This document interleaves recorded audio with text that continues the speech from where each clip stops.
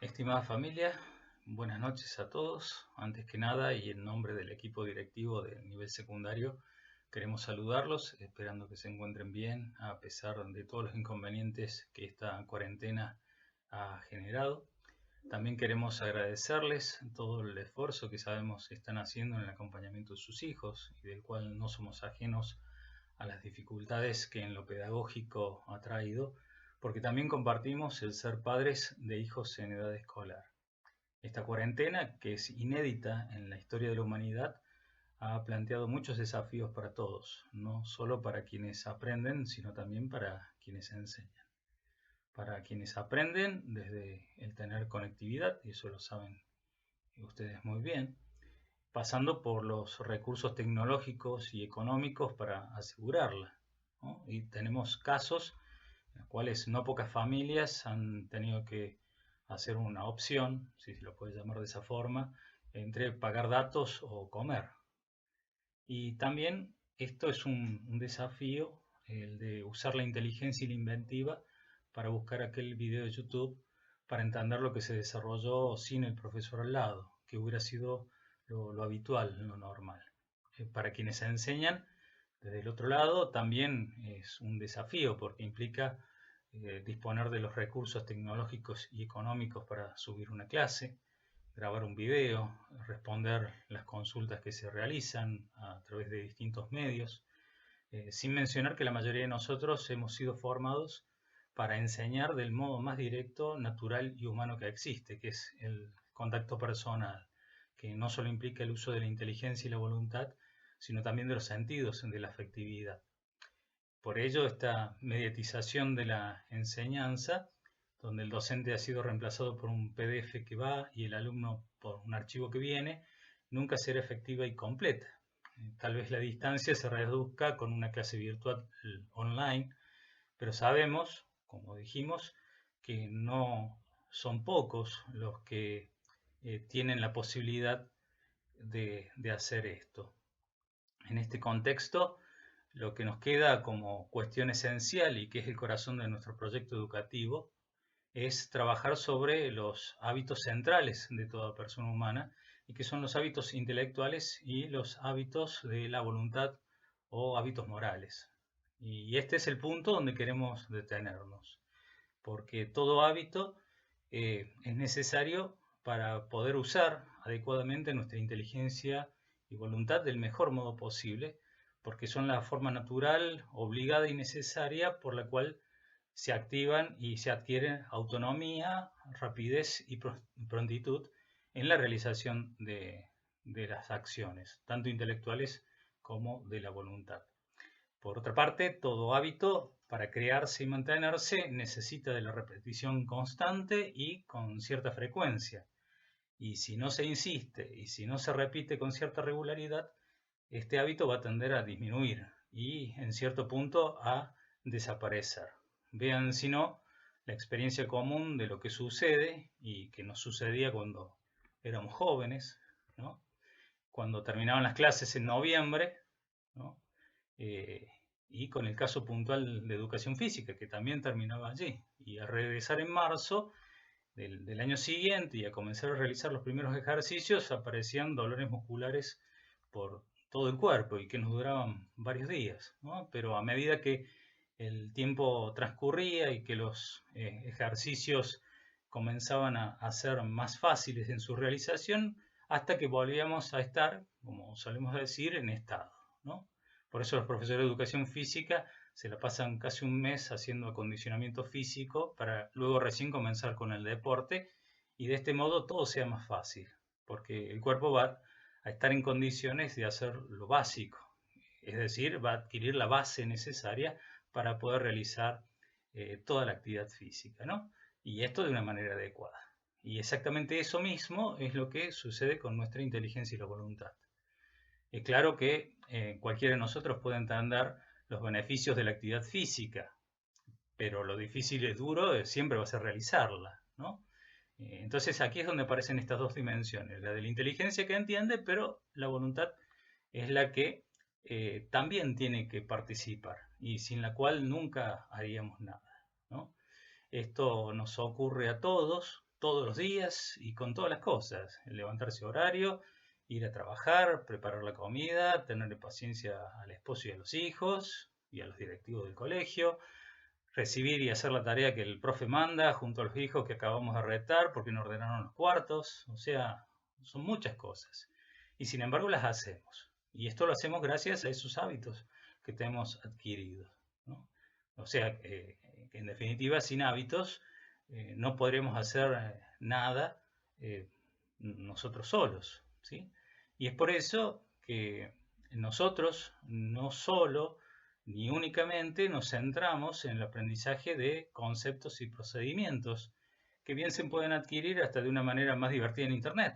Nuestros hijos, y en esto nos incluimos, nuestros hijos han descubierto eso, han encontrado muchos sitios, muchas aplicaciones donde aprenden de este modo, ¿no? Nosotros nos centramos en la formación de hábitos, en la adquisición de hábitos operativos buenos, diría la filosofía, ¿no? Que no solo ayuden a nuestros hijos ahora, sino a futuro, cuando estén lejos o cuando ya no estemos con ellos para empujarlos o estimularlos a que hagan las cosas, incluso las que no les gustan. Esto es una apuesta al futuro, a lo que todavía no está, pero que deberá estar en algún momento, ¿no? Y para que esté, como decíamos, hay que cultivarlo desde ahora. Es una idea muy simple en su enunciación, pero como señalamos antes, es ardua, es difícil en su realización, por todo lo que implica. Los que ya tenemos hijos en la universidad, y no solo en la primaria y en la secundaria, lo entendemos acabadamente, ¿no? Porque en no pocas situaciones se las tienen que ingeniar para resolver por sí mismos temas o problemas que no han sido desarrollados o que nunca alcanzaron a entender.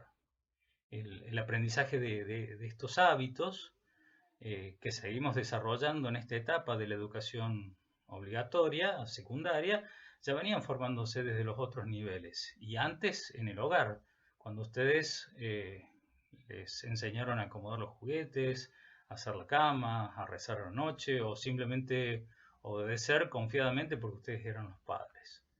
Ahora nos toca darles la puntada final en todo este tiempo, en todos estos años finales del secundario, ¿no? A todo este aprendizaje de hábitos mediante la racionalización del sentido de los mismos. Es decir, los chicos tienen que comenzar a aprender por qué se hacen las cosas. ¿Sí? Antes, cuando eran más chicos, con simplemente la orden y sin demasiadas explicaciones, ellos la hacían. Ahora, en cambio, al desarrollarse su racionalidad, tienen que entender el sentido de las cosas, ¿sí? Y esto tiene que ser el fundamento de las acciones, ¿no? Encontrar el sentido a las cosas, el bien que cada cosa que aprendemos, cada hábito que tenemos nos va a traer. Y no en base a las ganas o no ganas, ¿no? Porque sabemos lo que pasa cuando medimos las cosas desde esta perspectiva. Por eso no buscamos ni darles tarea para mantenerlos entretenidos o pasar el tiempo, y tampoco se trata esencialmente de que sepan más o hagan más, cosa que cada uno aprovechará de diverso modo. Eso ya pertenece a la decisión particular de cada uno de ellos y de ustedes. Tampoco no es que no nos interese nada, como dicen algunos. Lo que perseguimos y lo que hacemos es para que no pierdan los hábitos en los que se vienen formando, ni los intelectuales ni los de la voluntad, que suelen ser los primeros que se comienzan a perder, ¿no? Ser vago es más fácil que ser estudioso, y para ser vago solamente hay que hacer una sola cosa, nada, ¿no?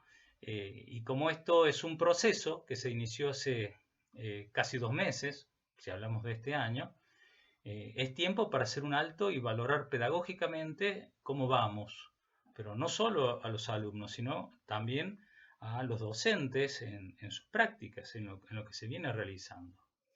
Esto es obligado, este alto en el camino, para poder hacer los reajustes necesarios y posibles para poder seguir hacia adelante, porque no solo tenemos menos tiempo, ¿no? Ya han pasado 2 meses y medio de clase, sino también tenemos que hacernos a la idea que las cosas ya no van a ser igual y hay que estar preparados para el regreso a clase. el cual no va a ser fácil, como venimos señalando. Hay que estar preparados, volvemos a insistir en esta idea.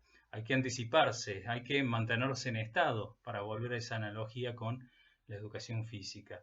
Esta valoración pedagógica no va a ser una evaluación tradicional, tampoco va a implicar una evaluación cuantitativa o numérica. Es una instancia que nos va a ayudar a prepararnos para ese regreso y posterior cierre del año, en donde recién ahí se va a definir la situación académica de cada uno de los alumnos. Esta valoración no va a ser para acreditar o no, es decir, para aprobar o no. Eso, volvemos a insistir, va a ocurrir al cerrar el año, sino va a ser una referencia sobre cómo vamos y que no nos debe engañar pensando que no tiene importancia, porque esa es la primera tentación en todo esto.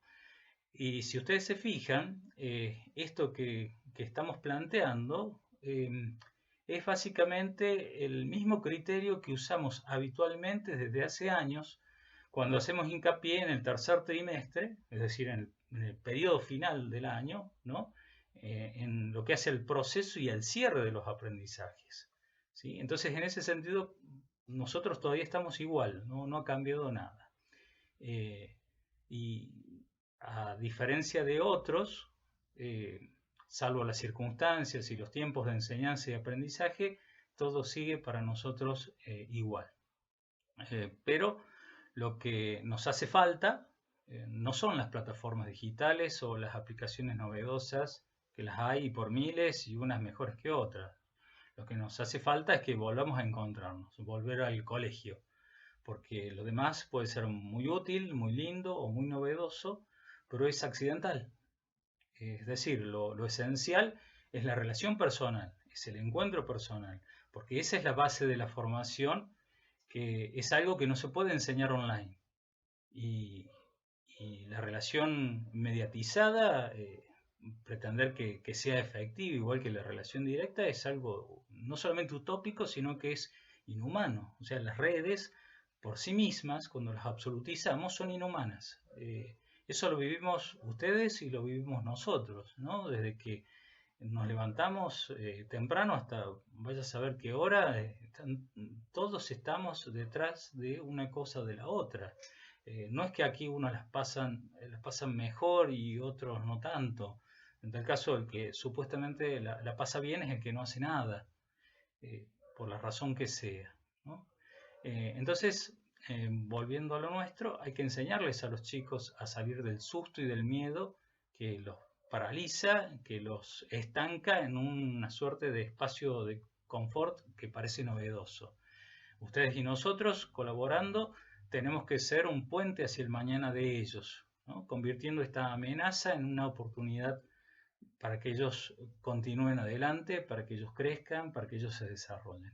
Entendemos que eso se logra de la forma que lo hemos planteado, ¿no? Esto que ellos puedan avanzar. Y en ese sentido agradecemos la confianza en nuestro proyecto educativo, pero también la paciencia para con nuestros errores, los cuales tratamos de corregir en lo posible. Lo perfectible de todo esto es un desafío para nosotros, que tenemos que afrontarlo todos los días. Y nuestra preocupación, como lo venimos señalando, está centrada en cómo aprenden nuestros alumnos, aunque sea en lo poco, y en el desarrollo fundamentalmente de los hábitos que señalamos. Buscamos señales sobre cómo vamos en este contexto. Es algo complicado y si es que no es justamente difícil, tremendamente difícil. Y no solo nos pasa a nosotros. Si ustedes leen las noticias de hoy del mundo educativo, verán cómo se van decidiendo las cosas día a día, con avances y retrocesos. Es decir, lo de que ayer se habló, hoy no es lo mismo, ¿no? Es un proceso muy dinámico. Nosotros tenemos la disposición de aprender, pero el tiempo y las circunstancias jugaron y juegan en contra.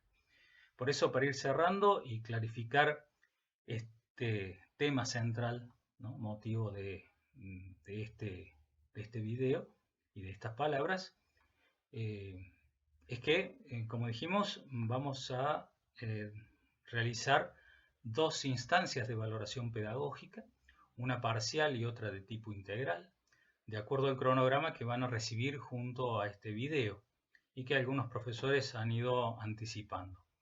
Ambas van a ser de tipo procedimental, similar a lo que hacemos en las integraciones del segundo trimestre.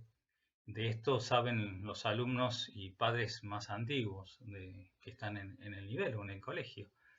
Este modelo de trabajo va a permitir que los alumnos tengan el material a su disposición, los apuntes, los textos, los videos, e incluso el acceso a Internet, si disponen del mismo, ¿no? Para así consultar y resolver las consignas.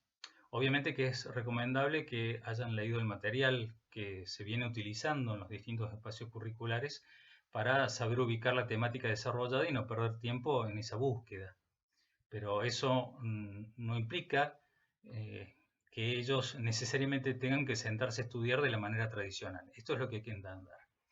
Los trabajos se van a subir a las 8 horas, a las 8 de la mañana del día que corresponda a cada espacio curricular, y los alumnos deberán devolverlo hasta las 12 horas.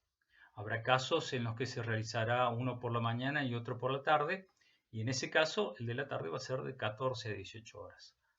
Luego de corregidos por el docente, se hará la devolución respectiva a los alumnos a fin de que se preparen para la segunda instancia, siempre trabajando del mismo modo. Tanto antes de la primera instancia como de la segunda, van a trabajar con ejercicios de preparación para las mismas. Es decir, si hacemos un resumen, tenemos que señalar, en primer lugar, que la valoración de los aprendizajes va a ser cualitativa, no cuantitativa. La segunda cuestión, para reafirmar lo anterior, es que no se trata de una evaluación tradicional, por todo lo que hemos estado diciendo. Y los alumnos se centrarán en una actividad que consistirá en la aplicación de procedimientos y podrán disponer de todo el material necesario para realizar consultas en ese momento, ¿no? Cuando vayan resolviendo cada uno de los ítems. Son ensayos, estas instancias son ensayos de modos de operar que usarán al regreso, ¿sí? O sea, todo lo hacemos pensando en cuando volvamos al colegio. Por eso cualquier duda o cualquier consulta que puedan hacer o que quieran hacer ustedes, como lo vienen haciendo habitualmente a través del preceptor del curso, los cuales nos hacen llegar a nosotros siempre las inquietudes, pero no dejen de insistir con los profesores porque son ellos la primera instancia de consulta y petición, no el directivo. Esto siempre lo hemos señalado. Y estas consultas, estas peticiones, particularmente en los horarios que cada docente haya definido para la misma. Nuevamente agradecidos por todo lo que hacen, especialmente el esfuerzo y la paciencia, como lo dijimos, y rogamos a Dios y a la Virgen del Valle que los colmen de bendiciones a ustedes, a toda la familia, que los fortalezca para poder transitar este camino que es difícil, pero que estamos seguros será de resultados muy buenos, si sabemos verlo esto en clave de futuro, en perspectiva de futuro. Los saludamos hasta el encuentro, quedamos a su disposición. Muchas gracias.